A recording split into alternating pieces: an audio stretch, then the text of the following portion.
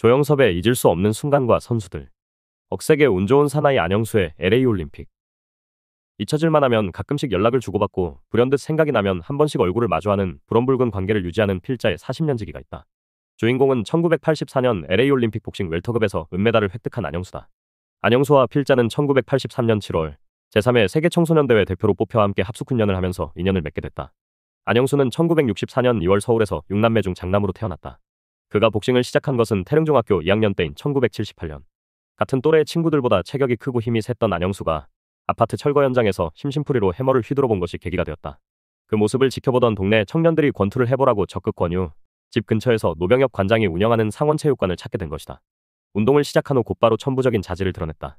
그는 1년 만에 1979년 개최된 제3회 김명복 박사배 중등부 라이트 웰터급에서 우승을 차지하면서 주목을 받는다. 1980년 서울 최고에 진학한 안영수는 김창석 선생의 지도를 받았다. 1981년 제5회 김명복배에 출전, 이혜정, 방승현, 정유성과 함께 팀을 종합 우승으로 이끌면서 MVP로 선정됐다. 졸업반이던 1982년 뉴델리 아시안게임 최종 선발전 결승에서 정용범의 패에 출전이 좌절됐지만 그해 10월 핀란드 국제대회의 대표이진으로 처녀 출전에 동메달을 획득하며 고비를 넘겼다. 이듬해에는 한국 체대에 진학했는데 이혜정, 진행범, 이철승, 송경섭, 허영모 등과 함께 한국 체대 역사상 최고의 전력을 보유한 공포의 83학번 세대의 주역으로 부상했다. 안영수는 그해 제13회 대통령배와 제64회 전국체전, 제3회 세계청소년대회 선발전을 휩쓸면서 3관왕을 차지하고 꿈에 그리던 국가대표로 발탁된다. 그리고 12월 일본 오키나와에서 개최된 제11회 아시아 선수권대회에 출전해 싱가포르의 무클리스를 판정으로 잡고 결승에 진출한다. 결승전에서 안영수는 인도의 체난다 마차이아를 마치 샌드백 두들기듯 일방적으로 난타한 끝에 5대0 판정승을 거두면서 금메달을 차지했다. 당시 한국은 12체급에 출전해 금메달 6개로 종합우승과 함께 대회 3연패를 기록했다. 국내외 대회에서 4관왕에 오른 그는 아시아 선수권대회 우승으로 병역면제 혜택까지 받자 갑자기 복싱에 대한 열정을 잃어버린다.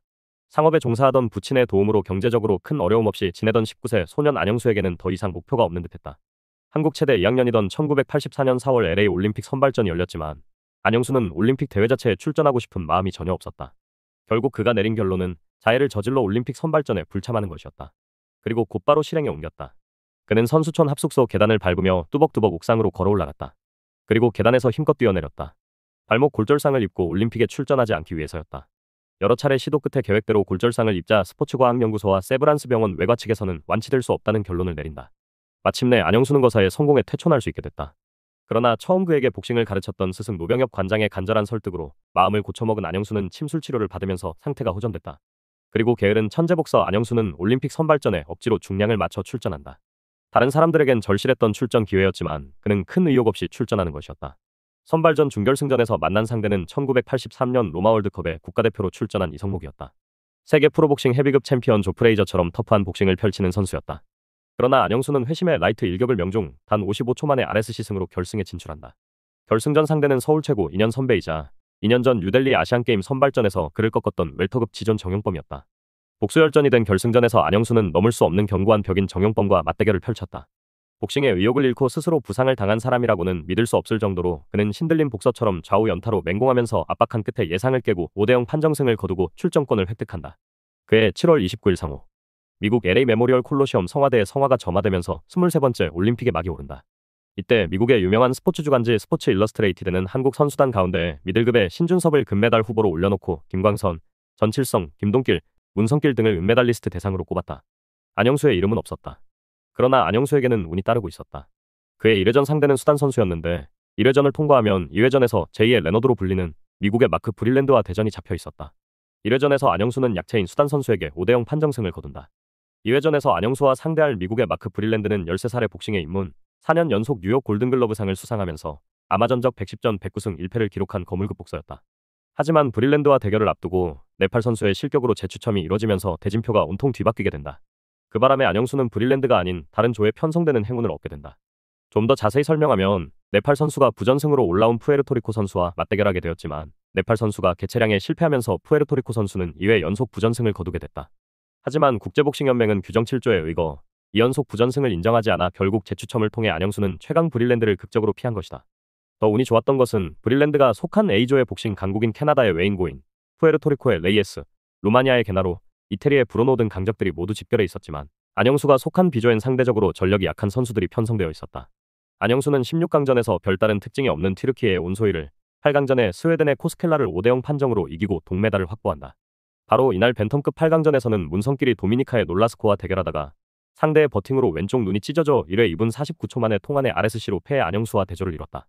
여담이지만 16강전에서 강력한 우승후보 미국의 로버트 샤논을 3회 RSC로 잡으며 강력한 금메달 후보로 급부상했던 문성길에겐 최악의 불운이 닥친 올림픽이었다. 반면 안영수는 4강전에서 만난 핀란드의 조니 니만에게 방심하다 3회 한 차례 다운을 당하는 식겁하는 장면도 있었지만 무난하게 판정승을 거두고 결승에 선착했다. 운 좋게 피하고 돌아가기도 했지만 결국 안영수는 결승전에서 미국의 마크 브릴랜드를 만난다. 안영수는 189cm 장신인 브릴랜드의 강력한 스트레이트에 2회 한 차례 다운을 당하기도 했지만 불타는 투지로 버텼다. 비록 판정패를 당했지만 값진 은메달을 획득했다. 사실 그가 메달을 획득하리라고 기대한 사람은 별로 없었다. 출전하기 싫어 스스로 부상을 자초한 선수였다는 걸 아는데 누가 기대했겠는가.